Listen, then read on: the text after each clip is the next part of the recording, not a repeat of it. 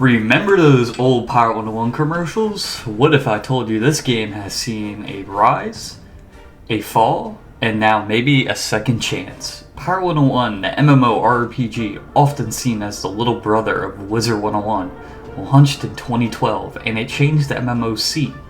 By 2013 it had won Game of the Year, giving players hope that it would become the next big thing. And for a while it was.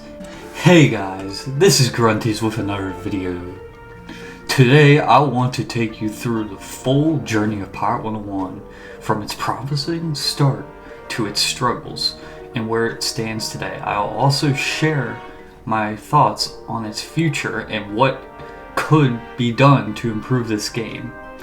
If you ever played or cared about Pirate101 or any MMO that was close to you in life, stick around because there is a lot to talk about.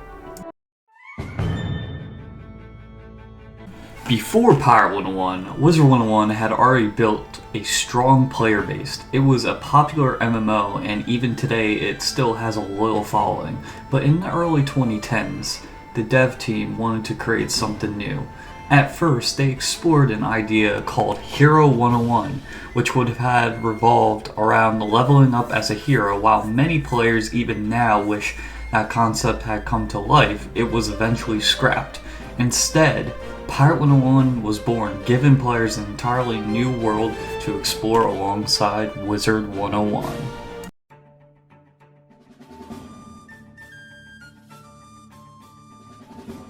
At launch, Pirate101 had a smaller player base, but once the beta rolled out in 2012, more people joined in. The game's turn-based combat system and ship battles made it stand out from other MMOs. The combat was so simple, enough to learn quickly, but enough to stay engaged. But what I loved, personally, was how immersive the early game felt. Before fast travel updates, you had to experience the world as it was, giving a sense of adventure that's hard to replicate. With Pirate101 consistently adding new worlds and new content, players felt hopeful about the game's future. 2013 brought major updates, Marleybone and Aqua as new worlds, a level cap increase to 65, and overall exciting roadmaps. At this point, players were fully invested, many maxing out multiple pirates. Things were looking great.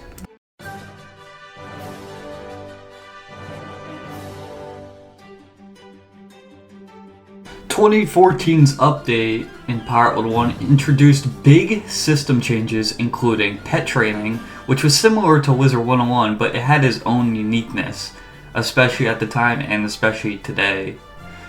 Companion bed rest and Miracle Mitch, making companions revive more strategic.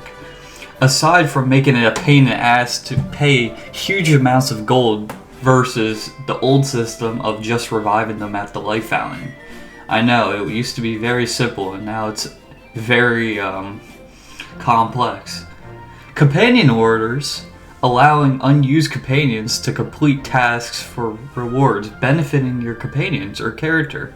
Class-specific companions, game-changing units that define each class, which made them top companions for each of their classes. Bloodshow's revamp, expanding early game content similarly to the 3 starting areas like Wizard101. At the time, these changes showed that Pirate101 was still evolving. However, in hindsight, this was one of the last truly major updates before everything started to slow down. 2015 was a very dry year for Pirate101, with few updates and players started worrying about the game's future. Behind the scenes, KingsIsle was shifting focus to mobile games, which meant Pirate101 was getting less attention, and the neglect was starting. 2016 offered a small glimmer of hope with the release of Valencia Part 2, raising the level cap by 5. However, this expansion was heavily cut down due to the dev claims that The content was excessive and too much. As a result, players couldn't even hit max level without grinding side quests. The story's final boss fights were spectacular and amazing, but with no clear roadmap, players wondered and were left on a cliffhanger. Due to the neglect of Pirate101, after a few years made us wonder, is this the end? Is a new chapter going to appear in Pirate101?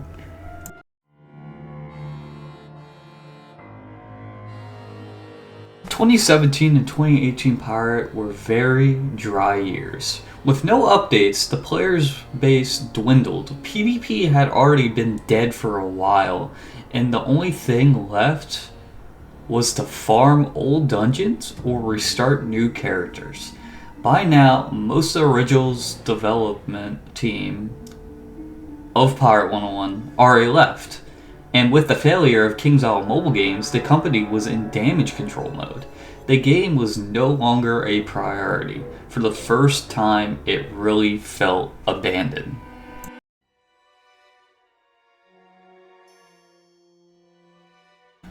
2019 hits. I personally took a break from the game this year, moving on to other things. However, the biggest addition was Old Scratch's new promotion, which made one of the strongest companions for 3 of the 5 classes, in my opinion. A new key boss door with multiple bosses to farm was also introduced, offering great loot, but it felt more like a distraction than actual content. For most players, this update was too little and too late.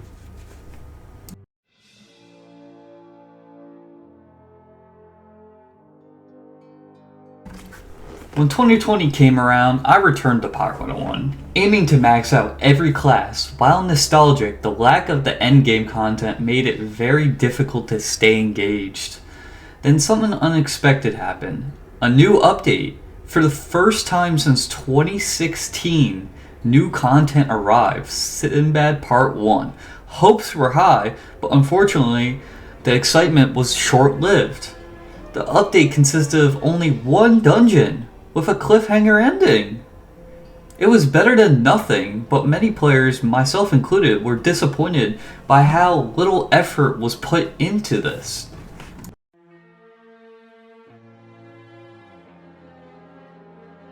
Then we reached towards present time. KingsIsle was acquired by Gamingo, and a new Pirate101 dev team was slowly formed. Content trickled in.